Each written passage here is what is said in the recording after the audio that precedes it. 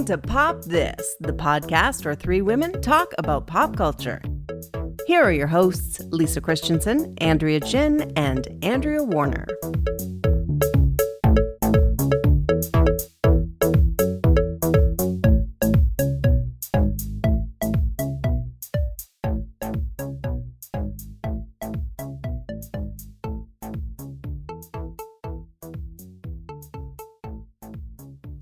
So I have this suspicion that my phone is lying to me in that it is telling me at the end of the week what my daily average of spending time on the phone is. And I feel like it should quantify that I've been doing quizzes like the spelling bee at the New York Times. And I feel like I spend a lot of time on there. Therefore, the very generous amount of time I'm spending on the phone, I think it feels exaggerated. I don't know if anyone else has that problem. So you want it to sort of be a better breakdown between like, oh, good time on your phone doing the quiz.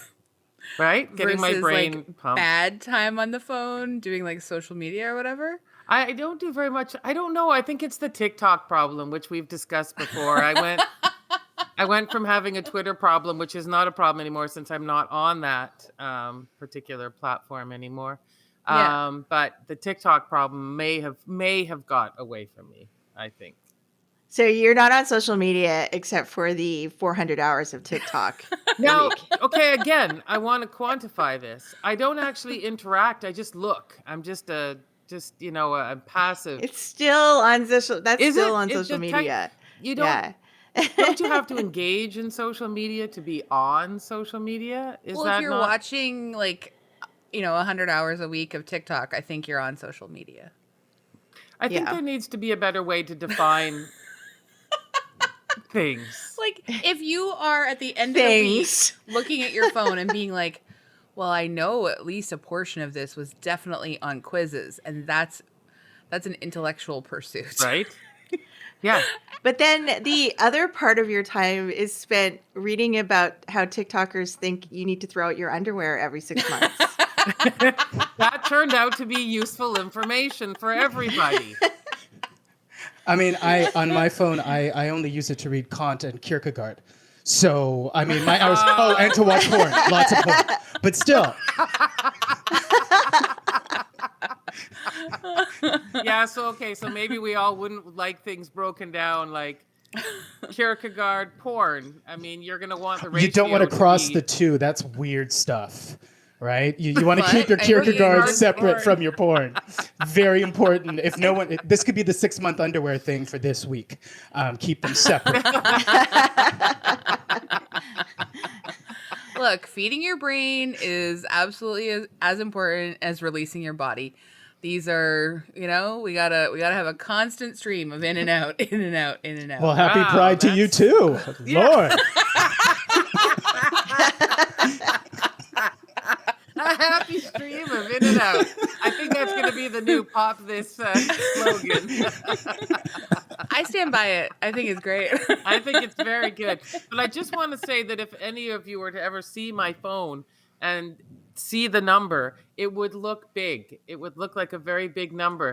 But all I'm saying is that you don't know all of the fine print is basically what I'm saying. Well, I mean, can't you break it down by app though? And you can. Yeah. But it doesn't. Okay, so that's what you're like, no, don't do that. No, you can, but it just blurts out one number at you. Well, I mean, I just think you're probably fine.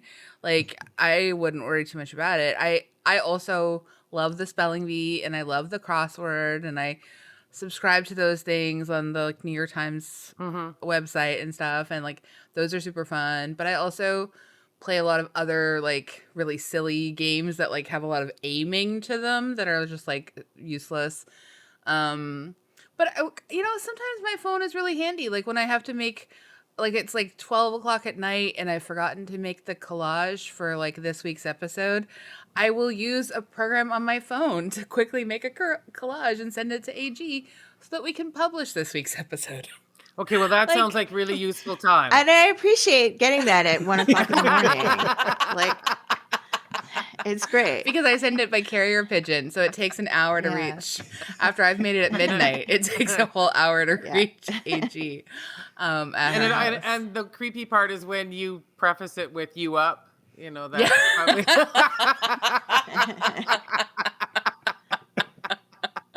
Yeah, it's weird. I didn't know that was like that had a different meaning.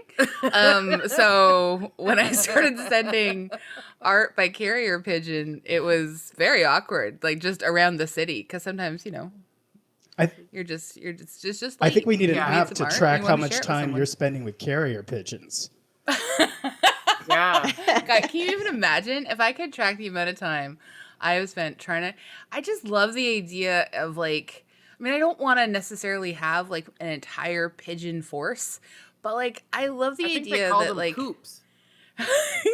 I could like just send all of you tiny little notes in tiny little like little leg carriers, and that would be so cool. Like, wouldn't I be super cool if I was the carrier pigeon lady? Yeah, okay. Absolutely. Yeah. and it would definitely boost your non-screen time. Absolutely. I would definitely be sending like so many more handwritten notes too, like, and just in a very tiny, illegible scrolls. Like it would. I believe they say that pigeons though are the sort of gateway bird into falconry. So just be careful. Gateway bird into falconry.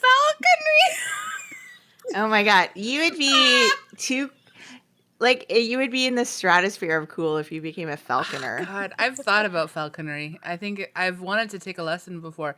But at the same time, I also just think, like, who am I to think of myself as, like, a falconer? Like, who is anyone? Who is anyone, you know? Anyone? Like, God, I have to say, if I'm allergic to cats and dogs, I have to imagine I'll be highly allergic to those falcons, too. But you get to play with those little hats. You don't spend that much. You don't hold them. They're on the end of your arm. I don't think you put them very close to your face. I think that would be dangerous. Okay. And you're right, Steven. I get to play with those little hats. Yeah. So the hats are the best part of falconry. Cool. Ask any falconer. Have you know what, Steven? You seem like the kind of person who may have falconed. Have you? I have never falconed. I've watched falconry because I'm a medieval nerd, but I have never personally falconed. There is an old, I don't know, weird page of an illuminated something medieval that my family has that is apparently, according to legend, our great somebody grandmother with a little falcon on her arm. So you do come from a line of falconers. Well, yeah. I guess. I don't know for sure. It's the family lore. So really, you are, or you're destined. This is your destiny. Yeah, perhaps. Oh my God. Steven, we haven't done a friend activity in a long time. So what if this fall we do a little light falconry? Why does fall seem like falconry season? Why not summer? No, I don't have the same terry cloth wardrobe now that Steven has, so I can't do outdoor activities like that. So fall is better for me personally. Plus, I think you have to wear layers and you have to wear guards on your arms and stuff. So that's hot because those things are thick. That's a good point. Because their claws are quite sharp. Plus, you want to go out in the morning when it's all dewy and mystical, I think. Yeah, I think you want to. Yeah, we want to be in the Highlands. Ideally, you want to be doing it in Wales, I think. But Wales is nice. Wales is nice with Michelle Pfeiffer. Sure. Oh yes. Lady Hawk. Yeah. Oh, that was a good film. I mean, a bad film, but a good bad film. Yes. Can you imagine like getting a chance? Like this would be like your weird pitch to Catherine Zeta-Jones to take her home to Wales and falcon, just engage in falconry. Oh, I bet she's got some sort of outfit that goes with falconry too. For absolutely. Sure. Yeah. Absolutely. Oh, this sounds fun. Okay, we should pitch this as like a weird article to someone, Steven. Falconry, yes. Us doing falconry. You, me, Catherine Zeta-Jones, Wales, and falconry. It's the weirdest fan fiction I've ever heard. It sounds like something that would be in the New Yorker. One of you is gonna come back with like a serious falconry injury. Or one of us will be but how cool at is the zenith that of scar falconry. across your face, though? Well, that will be the best story of all time. How did you get that scar? This? Well, it's just a little gerfalcon amongst- problem, but Yeah. Oh man. Well, I mean, I guess like that would be like one of the cooler scar stories that we could possibly have. Exactly. So, I just think it would be nice to have an adventure. Weirdly enough, the movie that we watched this week made me want to have some nice friend adventures. You know, and I mean not the exact same friend adventures that these folks have, but like my own friend adventures. And this is the best segue I have.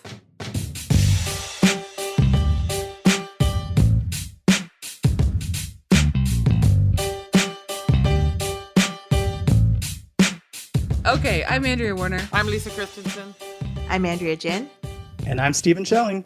Yay! Steven's back! Hey, welcome, Steven. So excited. And you're listening to Pop This, and we are talking about Fire Island. Whoop, whoop. I'm so happy we're talking about this. Yeah, me too. I enjoyed it very much. I did too. I love it so much. Yeah, it's like a perfect summer rom-com. It's a proper truly is. rom-com. Yeah, It had truly rom is. and it had com. So, I don't know what more you need. We have had so many things that have billed themselves as rom-coms that have had so little com. And sometimes very little rom, really, let's be And honest. sometimes just bleak as hell. This, such a joy. Yes, exactly. Yes. Such a joy. I want to read Steven's bio. Is that okay? Yes. Steven, you feel free to update me if I copy and pasted one of our last ones. That's fair. Steven Schelling is back. He's a writer, fashion stylist, PR executive, professional, gadabout, and our resident expert on all things fabulous. He most recently joined us for our episode on Marie Antoinette, as well as our musical series, which included our episodes on Funny Girl, Xanadu, and Cabaret. Steven Schelling. Woohoo! Thank you. welcome. Thank you for having me. Thank you for being here. And you're, and he's just back from an epic Friend adventure as European well. vacation. Yes, I had a friend adventure that I lived vicariously through. I mean, on it was Instagram. a 6-week trip, but 3 weeks of that, 2 weeks of it at least, was family, hardcore family. And then there was my friend's family, and then there was just the two of us, and that was a much better part of the vacation. No offense to anybody in my family or my friend's family, but come on. So yeah, it was a really, really wonderful trip, and I'm both excited and really sad to be back. Oh, wow. Mixed emotions, I believe they call that. Yes. It's bittersweet, if you will. Yes, if you will. Wistful, if you will. If you won't. Let's get into the Austin vibe, right? So Yes.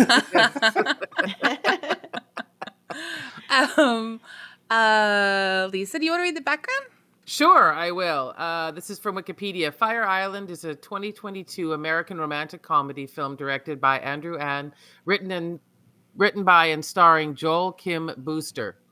The film co-stars Bowen Yang, Conrad Ricamora, Margaret Cho, and a plot inspired by Jane Austen's Pride and Prejudice. Yay! AG, always a classic. always a classic. AG, you want to do the synopsis? Sure.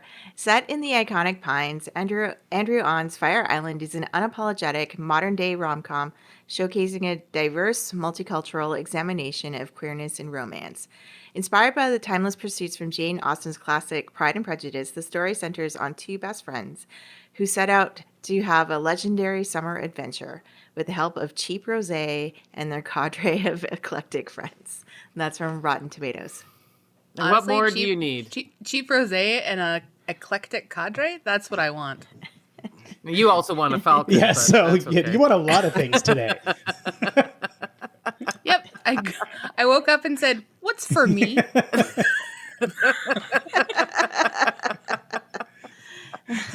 Falcons, rosés, and friends. That's what's for me. The sequel to Fire Island in But, I mean, 2023. I want that T-shirt so bad. I just love a movie that's set in a summer town where all the characters are just gathered there for the course of this one adventure. Yes. I also love beautiful. that. I feel like I have never been to Fire Island before, and I have no idea if anything will ever bring me there. But I felt like I got a real sense of both its like quaintness and its like fun sort of like slight debauched vibes. You know, like I really love the marriage of those two things. I mean, I've been shockingly because Tell me I lived in New more. York in the 90s, so I've been, and my adventures were more on the negative side than on the happy ending side. That said, it is beautiful, but I don't need to go back. I don't need to go back there for that particular. But I do love the pines and the orchard and the wooden walkways. And there's that scene where there's that little baby doe eating greenery on the side of the walkway. That truly does happen all the time. You walk around one of the walkways and there will be a little deer. Unfortunately, it probably also has ticks. So there you go. Fire Island, everyone. Encapsulated. So I think, for everyone who doesn't know, maybe just a description of what Fire Island is. I guess it's sort of like gay Disneyland. It's just a quick boat ride from Manhattan, and in the summer, it's a bunch of beach cabins and houses, and the population quadruples. It's kind of like Martha's Vineyard, but gay. I guess would be, and it's colleague, I guess, would be like Provincetown in Massachusetts, a town that is, I've been there. A town that is gay all summer long, and then slightly less gay during the winter, but then explodes with gay again in the summer. So on the gay scale, where's Fire Island? Oh, Fire Island is like 100%. That's a Kinsey, 10-1, which is the one that's gay.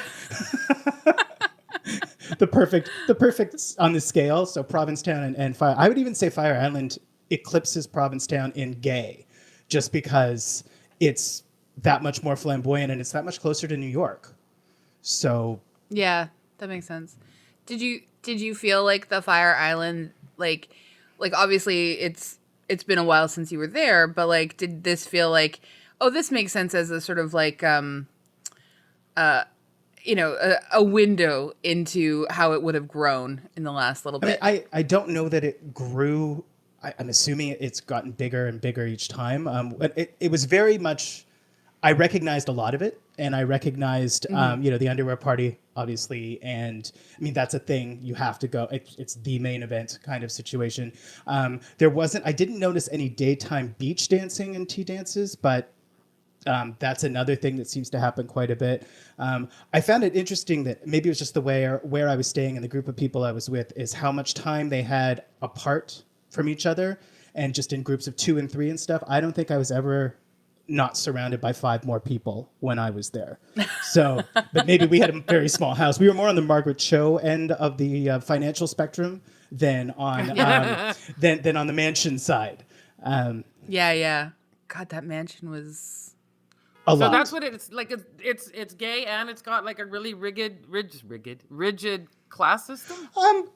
I mean, I think we've talked about this before in a previous Pride-themed episode or gay movie episode. The gay community has a really rigid caste system.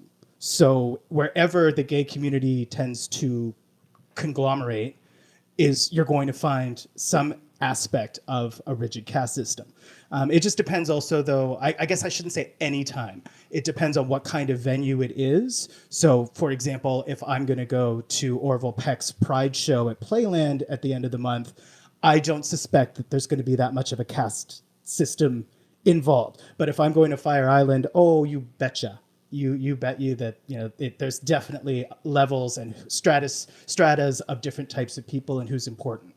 I think the movie does a really good job of pointing that out. And although it also on the other end of the spectrum, so our main character is gorgeous, perfect body, but because he's Asian, he's not considered good enough to be hanging out with the hard-bodied white boys. But then the movie itself also practically silences the effeminate, overweight black man.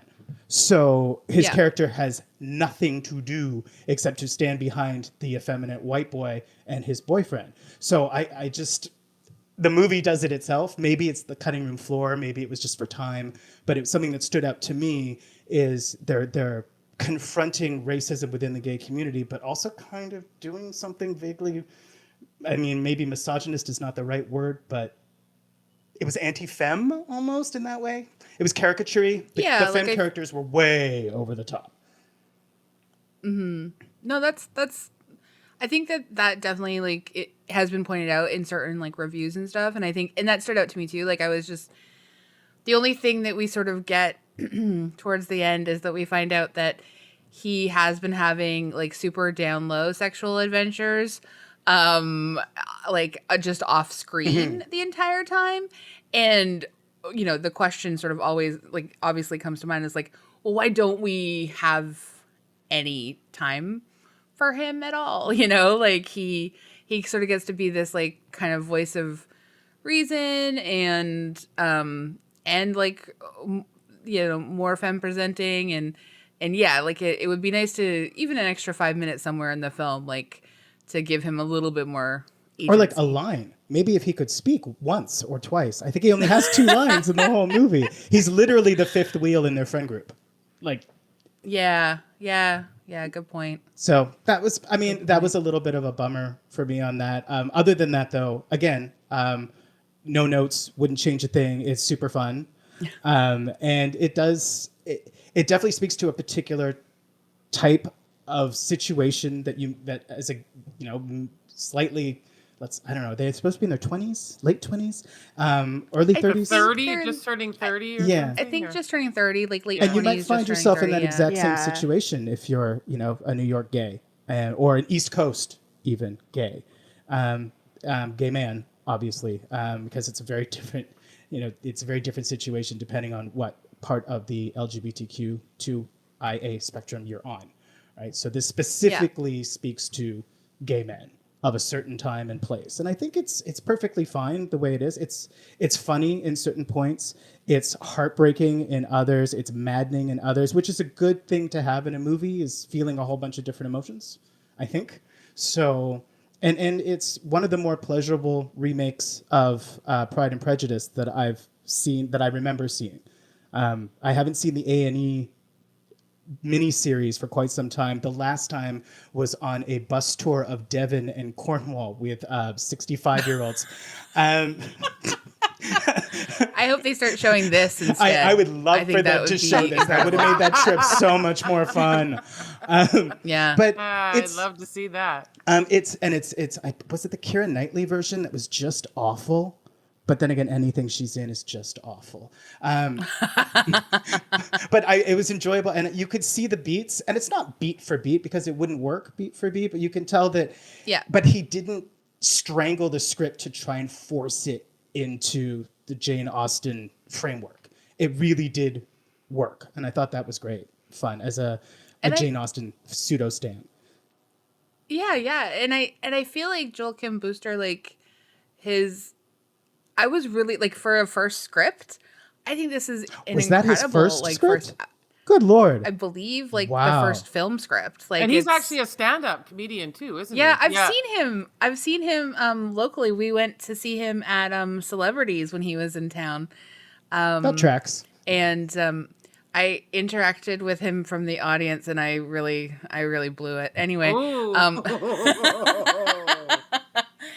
I didn't mean to. He just he asked for, like, a show of hands, and I was too enthusiastic, and he saw me and then asked me to, like, say something or whatever, and I was just, like, weird, and he was just like, yeah, you can't come to the show and be that weird. And I was like, oh no.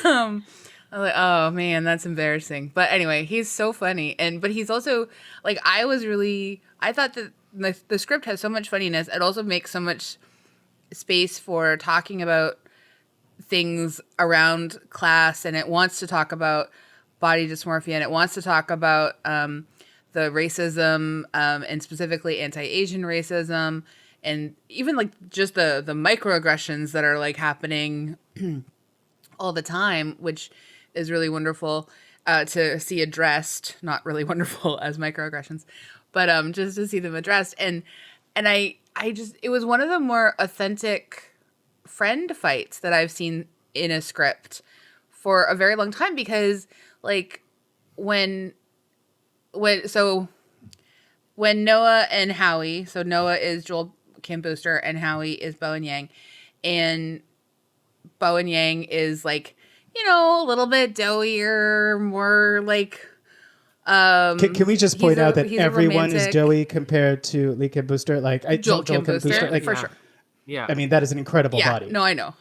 I know. It's but like Noah continues to sort of like try and almost like pretend that, like, you know, he's trying to pretend that he and Howie are the same person, like that they have the same privileges socially, because that's important to him, I think, in a way, like just like not really sort of recognizing the differences between the two of them, because that would be a threat to their friendship, you know? And I think I was just really impressed with when they have their argument and Howie has a chance to say to him, like, you're basically like erasing me by pretending that we're the same. Like, stop it, you know? And I just, I don't see that often in movies, an authentic friend fight that feels organic and that it has been brewing for like 10 years, you know? And it was really powerful to see that. And then also, honestly, like them having a deep discussion about Alice Munro, like as a huge Alice Munro fan, could anything delight me more? No, I could not. Yeah, I mean, I thought the friendship of Noah and Howie was so sweet and funny, and I loved seeing, you know, those Asian American gay leads in a rom-com film, and it was just like, and you know, like everything you said, Ada, was like they talked about so many different things. This movie is so insightful, but at the same time, like it's a riveting drama of like a summer adventure, and you know, like and so funny. So very funny. Like the dialogue in the script is hilarious. And there was some good chemistry too. I think that's important. Yeah, because great chemistry. I think that one of the problems we've had with some of the rom-coms is if there's no chemistry between the leads, it's not working. And it was really, I thought it was really sexy and, you know, really electric, actually. And I love. Oh, sorry. No Steven. problem. I just wanted to say that I'm excited that Margaret Cho has entered into the matronly stage of her career as like a den mom. I think that this is where she's going to really shine. I really do. If she continues to do roles of that den mom, she was doing them before, but I think she's really coming into her own now, and she just is doing what she wants, and that was really fun. It was nice to see her just being funny again on screen and not having to be political or doing her stand-up, which is also great. But I also really like just funny Margaret Cho being funny. So it was really fun to see that. She is so important to so many like Asian Americans and Asian Canadians and like people who have come up underneath her and that she's opened doors for. So like, I know she's huge to Joel Kim Booster and to Bowen Yang. I know she's like a really important force to both of them.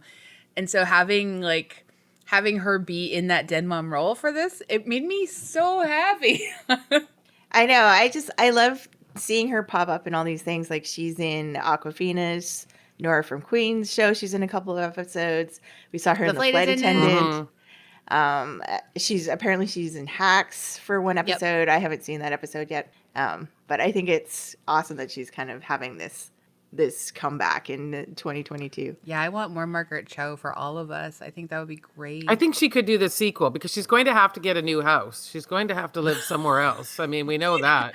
Oh, do you think there's going to be my God, the story of how she came into money to buy that place. Yeah, I think she can do it again. Incredible. And she'll find some maybe in some other town, we'll see her lesbian ideal or whatever that is. What was the name of that place they kept mentioning?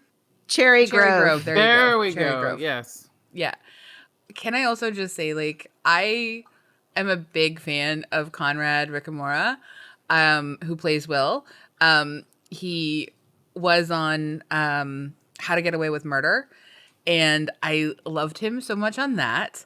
And to see him, like, and he got to be like a romantic lead on that show as well. But this is just such a different character for him. And he just looks like a great kisser, and he can smolder. He can smolder really well. Smolder. Yeah. He is such a good lead. He definitely captured that sort of Mr. Darcy. Mm-hmm. Yes, he did. Looking bewildered in his boxer shorts at the underwear party. I was so smitten right there. I was done.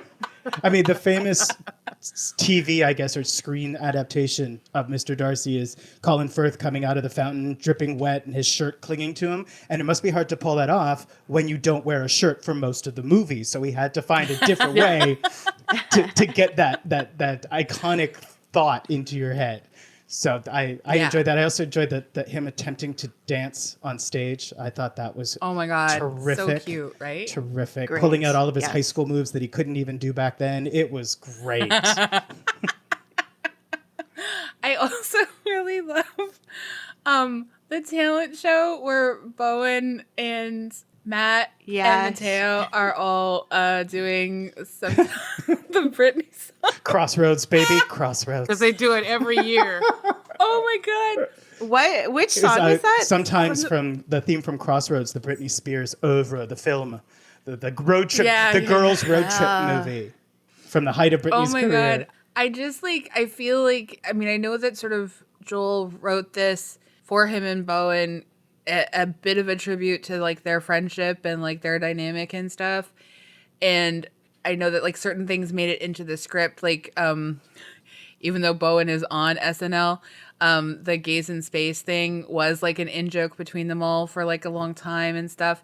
And so like I know that some real life stuff really bled into what was happening, and that made it that much more joyful, I thought, because like I don't know, you know, it was just nice to be able to really see Bowen shine in this way that he's been such a standout on SNL.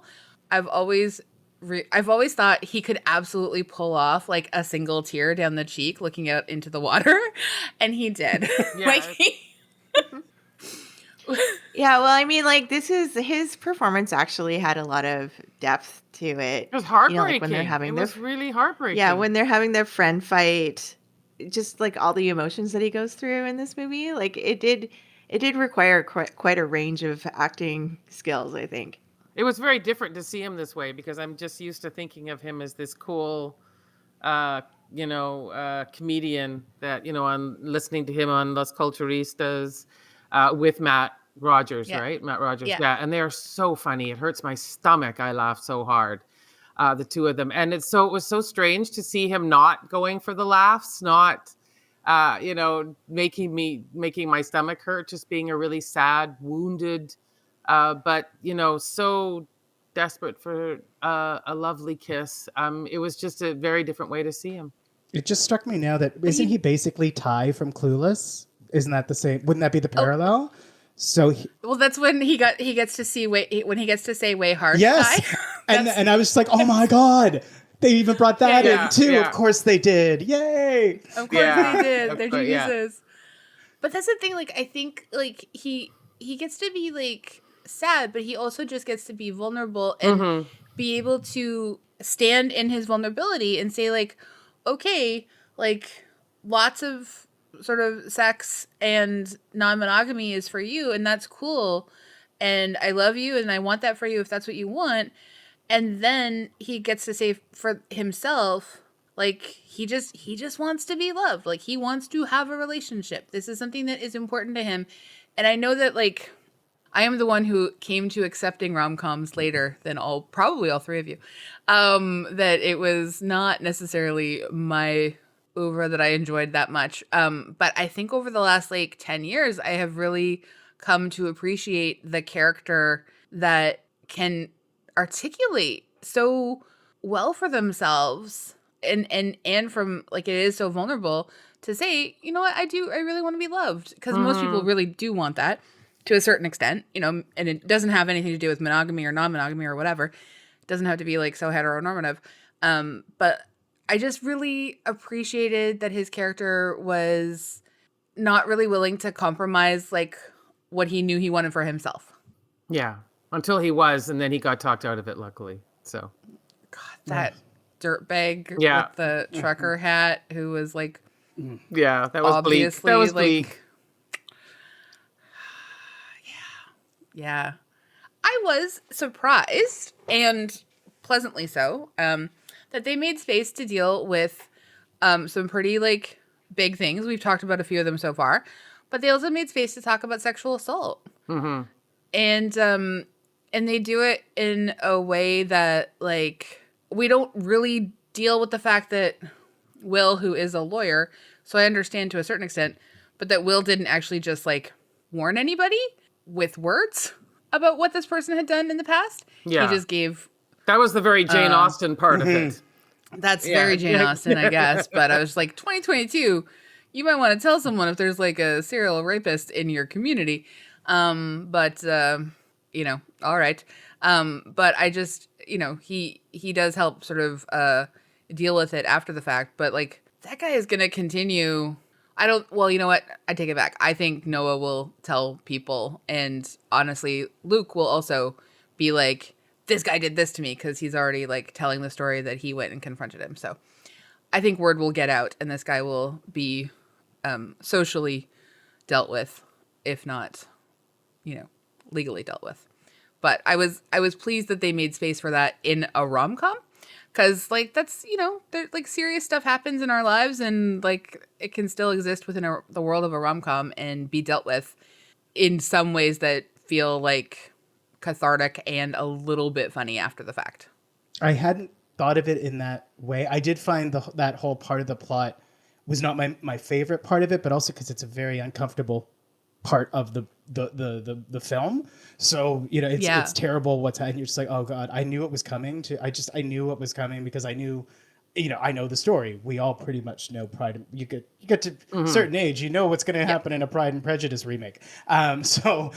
But I knew that was coming, and I was like, oh, I think I knew they were going to have to go further than the scandal in the Austen time, which was, you know, he'd been engaged and married before. Oh no. Right. And so I knew they were going to have to go far. And like, there's only two places that you could really go for that same level of shock value. So I knew it had to be one of the two. It was uncomfortable. But one thing I would sort of push back against a little bit is, you know, him getting his comeuppance. If you look like that in the gay community, you're always going to have friends and you're always going to be popular. Doesn't matter what you do. To a certain extent, it won't matter. And all those hot, you know, the hot buff boys in the house, in the mansion, they, you know, probably will welcome him back in with open arms, since Will's now going to be hanging out with his boyfriend and not with them. So, you know. I mean, it's honestly how predators get away with, like, I mean, attractive predators get away with a lot of stuff. Like, they're hiding in plain sight, and also people think if you're attractive, well, you don't need to be a predator. Why would you be a predator? Exactly. You're so attractive, right? Yeah. They're too attractive. They don't need to do that. They used to say that about John really Casablancas in the 70s and 80s, and he was, you know, allegedly sexually assaulting every underage young female model that walked through the doors of Casablancas modeling agency. But no one would believe it because he was too good looking to be a predator, right? Yeah. And I mean, I hope that we are coming to a better understanding of that in 2022. But you know what? Let's face it. We're probably not. Yeah. For a lot of folks. But it's also... Actually, it's 1942 now, as we've discovered. So. That's true. Yeah. You're right. You're right. We've gone back in time. Although you're right. It is interesting that we watched a, quote, rom-com, and we've been talking about some pretty heavy stuff because this movie wasn't afraid to put it in there, but it was still a really funny movie. So I don't want people to think, oh God, that's a lot. Like, it was hilarious. But it's so funny. It is a really, really funny movie. And it was like dessert, but with your vegetables as well. You got your vegetables, but you got to have dessert. Well, I mean, maybe that is the formula for a good rom-com, because I think we talked about similar things with Monsoon Wedding last week. Yeah, we did. Like, we did. That's true. Mm-hmm. Maybe you need like an element of more like broaching more serious topics along with the romance and comedy to make it, you know, like a more meaningful rom-com. Maybe that's what we want in 2022. But no, maybe we wanted it in 1822 as well, if that's what Pride and Prejudice is. I mean, that's our template, right? So if that's the template for the rom-com, Jane Austen, well, the serious notes are going to be there. That's important. Mm-hmm. Yeah, that's true. I think like that's, and I do think like we want to like always sort of like probably tend to sort of like highlight the ability to do difficult material within a comedy and a rom-com framework, because that takes so much skill, and also to then just be hilarious as well. You know, like it's a really like we all know that like comedies don't really get the space that they deserve for like the skill that it takes to make them actually funny. Mm-hmm. In this movie, like I just, even from something as silly as like just like the small gag of Howie just like crashing into the pool after he's had his heart stepped on a little bit, and then Margaret Cho noticing and running outside screaming, "My baby's drowning." I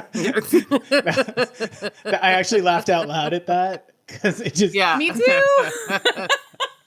because it's such a chosen family mom thing to say, right? So it was so true. I know somebody who would say almost something identical to that and jump in herself to, you know, save one of her little chickadees, as she calls us. So, you know, yeah, it's for reals.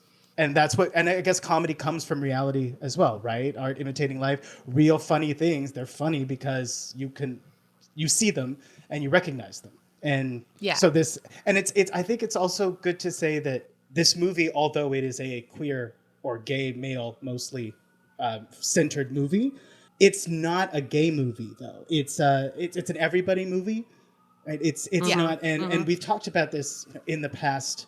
I think it was one of the first times I was on. I think it was about Gay Best Friend, and the number of really bad gay movies I've had to sit through in the last 40 years, right? Watching low budget, poorly acted, people who were cast for their pecs and not for their acting ability, all that stuff.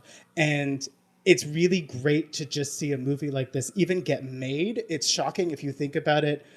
We're going to center a movie on Fire Island around two Asian gay men. Okay, here's money. Wow. Yeah. So the world, despite what a horrible week this has been in the United States, maybe there's still a little glimmer of hope somewhere. So I have a little bit of backstory about how this movie even came to be, speaking of like how this stuff happens. So I guess what had happened is that Joel had sold a TV show to Quibi. Remember, Quibi was like that sort of ill-fated short. Doesn't that come up in this? But it's also Margaret Cho. Yeah, it's a joke in the movie. So that whole thing like imploded, fell apart. So he had basically, I think it was called like The Trip or something. I can't remember exactly, but anyway, he'd sold it to Quibi. It was going to happen. It was sort of based on like him and Bowen and like a bunch of friends and Fire Island and stuff. Anyway, so then it fell apart, and then he turned it into a film script, and Fox Searchlight picked it up, and they were able to like make the actual film, and the director came on board, and they got like the financing in place, and that's how they got the money. But it was like originally sold to Quibi, and then Quibi died. Oh, and Quibi. Yeah. And Putting out technology for your phone during a pandemic. You know, if you're going to look at a business model, that ain't the one. Also, like, did you know that I have friends in LA who are in comedy circles, and they said that it seemed like about 27% of LA's comedian population had a deal with Quibi at one point or another. Like it was, there was Quibi money all over town, and there was, sure was. And it imploded within the first week. Matt Rogers had a game show. Yeah, it didn't implode within the first week. Oh yeah. No, it took it took a couple weeks, but yeah, it was a spectacular failure. But like they only filmed like last year. They turned around this whole production in less than a year almost. So it's pretty impressive. Especially like if you start something, you sell it in 2018, and then it becomes a whole other thing by 2022. I just think the behind the scenes journey of this whole production probably could have had a really cool documentary to go along with it. I wonder, was this a COVID silver lining? Because he had so much time and he wasn't performing on the road? Maybe we're starting to get the silver linings from a horrible global pandemic. Yikes. Yeah, maybe. Absolutely. The movie has 93% on Rotten Tomatoes. It was robbed. It should be 98. Nothing lower than that. It should be 98. I completely agree with you. There's a lot of like very good reviews, which honestly, like, again, we've alluded to a lot of messy stuff happening in the United States. And so I am pleased to see that there are so many positive reviews and that people are supporting this movie so much. COVID has also been very messy for a lot of like anti-Asian sentiment and like just all kinds of crap going on. And obviously there's all kinds of anti-LGBTQ plus stuff happening right now. And I don't know, this movie does feel the glimmer of hope. Plus, I mean, it's a gay movie on Disney. Like, yeah. So they're finally going to be able to say, like, oh no, you've been accusing us of this for years, right wing. Well, here's a gay movie for you. Because every time they come out with something, Disney comes out with a movie, the right wing finds some way of saying that it's gay or that the priest has a hard on or whatever it is. They come up with all these things in cartoons. So for once, here's an actual really gay film. Enjoy, right wing. Yeah. Enjoy it. One of my favorite extra moments that has come out of Fire Island is to see people with bad takes have their butts handed to them. And I know I shouldn't take so much delight in it, but like I can't help it. But I watched this unfold on Twitter before I had even seen the film. And I knew immediately it was a bad take. And it was writer Hannah Rosen, who is a novelist and the editorial director of New York Magazine's podcasts, tweeted, quote, "So Hulu Fire Island movie gets an F- on the Bechdel test in a whole new way. Do we just ignore the drab lesbian stereotypes because cute gay Asian boys? Is this revenge for all those years of the gay boy best friend?" Well, wow. Twitter spoke back to Hannah, handed her belongings, and she had to delete the tweets and acknowledge her missteps for the numerous things that they are. I can't even believe it, but The Hollywood Reporter has an incredible analysis of the backlash, so I encourage you to go check that out. But what ended up happening is that Alison Bechdel herself weighed in, tweeting, quote, "Okay, I just added a corollary to the Bechdel test. Two men talking to each other about the female protagonist of an Alice Munro story in a screenplay structured on a Jane Austen novel equals pass." Hashtag Fire Island. Brilliant. So really, That was honestly perfect. really excited about that corollary to the Bechdel test. I know all of these things have, elements of sort of like a fraught nature to them in general, but they also have their uses. And when white feminists try to weaponize them, you gotta just, an invitation to all my fellow white feminists, just stop. Mm-hmm. That'd be so cool. Yeah. Of all of us. When you're feeling anyway. that real great surge of self-righteousness, stop yourself. Just Do not hit. maybe sit Don't. on the Maybe tweet write it till down the with a next pen day. and paper, a la Jane Austen, and hold on to it for a little bit. And then give it to that carrier pigeon that you haven't Oh my trained God, properly. absolutely. Or save it for 200 years and then let it go out. Exactly. Oh my God. Well, I think I know where we stand, but does Fire Island pop? 100% pop, pop, pop, pop. Like a popper. Yes, definitely. All Pops. pops, all champagne pops, all poppers.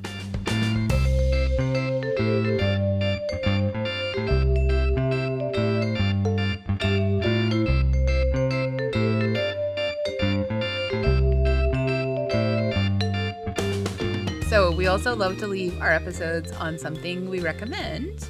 Steven, as our guest, would you like to go first? Absolutely. I'm going to keep the good gay theme rolling along. So last week, if you were not living under a rock, you know that Beyonce dropped a new single, Break My Soul, and everybody was losing it because it's basically a house music song. It's EDM, and she sampled Robin S.'s Show Me Love, and so it was a big deal. It broke the internet, of course, because Beyonce dropped new music. I would just like to point out to all and sundry that Kelly Rowland has been doing EDM and house music for years, and no one in North America was picking it up. So I think that we need to acknowledge that it's Kelly Rowland's lane, and I hope that Beyonce brings her on for at least one song. Kelly Rowland, former Destiny's Child, for those who don't know. So she used to work with Beyonce, and they're best friends. So that's a little weird. But if you're going to go and try and find some Kelly Rowland, and it's actually better than Beyonce's first single. There's 3 that you can look at. There's, of course, When Love Takes Over, the 2009 super hit she did with David Guetta, which started this whole house EDM thing she started doing. Then there's a song she did with Amorphous last year called Finally that samples CeCe Peniston's Finally, the house classic. Amazing. Oh my God. And it is really, really good. And then there's another one called Crazy that just came out this year. There's a lyric video for all of these on, some of them have real videos, some only have lyric videos on YouTube. So just type in Kelly Rowland Crazy, Amorphous Finally, Kelly Rowland, or, When Love Takes Over, although you should probably already know that one. I just want you to... Oh my God, you have done the work. Thank you. Girl, I like my Kelly Rowland. I like her. I've always liked her, and I do. always thought she was the better singer of the Destiny's Child group. So don't at me. It's just an opinion. I spent tons of money seeing Beyonce in Paris, but I've never had the opportunity to see Kelly. I would spend more to see Kelly. So I would get the full VIP. I hope that you get to see Kelly. I do too. You've been to paradise, but you've never been To Kelly. It's true. You somehow made my little thing gayer than it already was. Well done, Lisa. Incredible. Great work. Lisa, would you like to go next? Sure. So this is a book that I've heard about so many times. People keep saying, you've got to read this book. I finally got a hold of it. I don't know if anyone else has read this yet. The 7 Husbands of Evelyn Hugo. Does anyone know this? No. I've heard about it. I haven't Yeah, read it so yet. it's by Taylor Jenkins Reid, and I did read her other book, which I'm trying to remember what it was called. Does anyone remember that they're making the movie out of it right now? Daisy Reid and the... Daisy Reid? Oh, you're talking about Daisy Jones? Yeah, And Daisy Jones. Yeah, okay. Yeah, same Taylor Jenkins Reid. So I will report back, but so far so good. It's about a famous starlet.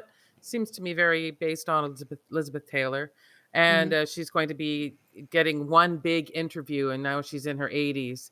And it's with some upstart journalist. And she's going to be talking about her 7 husbands. Nice. It also is a throwback to Henry and the 6 Wives of Henry VIII, that famous book. Okay. If you're a history geek, nerd, gay. There you are. There you go. That's perfect. Well, thank you so much. AG, what about you? Well, so Vancouver went through a bit of a heat wave over the weekend, and I don't know, but like I was kind of thinking about swimwear. Like you want to update your swimwear because it's been a couple of years Or 6 of the months, pandemic, but really. it made it made me think of this local company that's really great that makes ethically produced, like thoughtfully designed swimwear in a wide range of sizes. They go from like XS to 4X. It's called Nettles Tail. They're great. Yeah. And I had not heard about it, and I kind of stumbled across the store when I was wandering around Gastown, and it's just great locally made, locally designed clothing. They will ship to anywhere if you're not in Vancouver. But yeah, very, very cool swimwear store. I also really like their Instagram. I recommend people follow their Instagram. Yeah. Nettle. Looking it up now. Love it. Awesome. Thanks, AG. I'm recommending something very different than all of those things. I have found a sort of like darkly comedic kind of crime anthology series that's British called Inside Number 9. Oh, yes. It's been going on since 2014. Steven, do you know it? Yes, I do. Oh my God. It is one of the most twisted things I've ever watched, and it's often so funny. Like, Where are you watching this? I'm watching it on BritBox. Oh, okay. I subscribe to BritBox now because that's Really? my life, and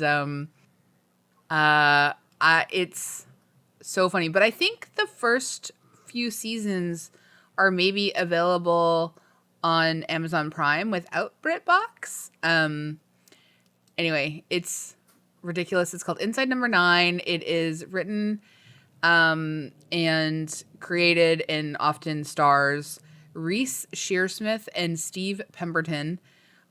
Both are faces that will be familiar to anybody who has watched British crime shows. Or has a BritBox subscription. They're all over it. They're in everything. Or has a BritBox subscription. It stars a ton of it's a revolving cast all the time, so tons of like your favorite faces will show up and watch just suddenly be in these little shows. They're only 30 minutes per episode, 6 episodes per season. Truly some of the most twisted stuff I've ever seen, but often extremely funny. Wow, I've got to look Sounds at that. great. Yeah, like the first one is kind of like the first one ever is called Sardines, and it's like kind of so stunning that like will anything else ever fully match it? Yeah, it will. Yeah, it's great. It's really great. Steven, I just want to gossip about this with you for like a long time, so I'm gonna stop now. Anyway, Steven, do you want anyone to find you online? Yeah, sure. If they want to look.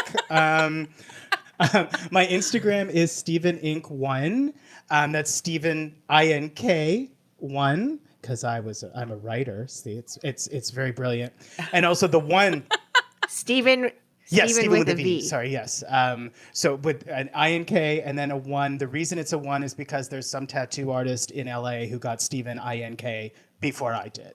So I know, tattoo artist, the bane of my existence. And I think I'm on Twitter. Yeah, I'm sure I'm there. I just don't know what my handle is because I'm a lurker. I'm not a poster.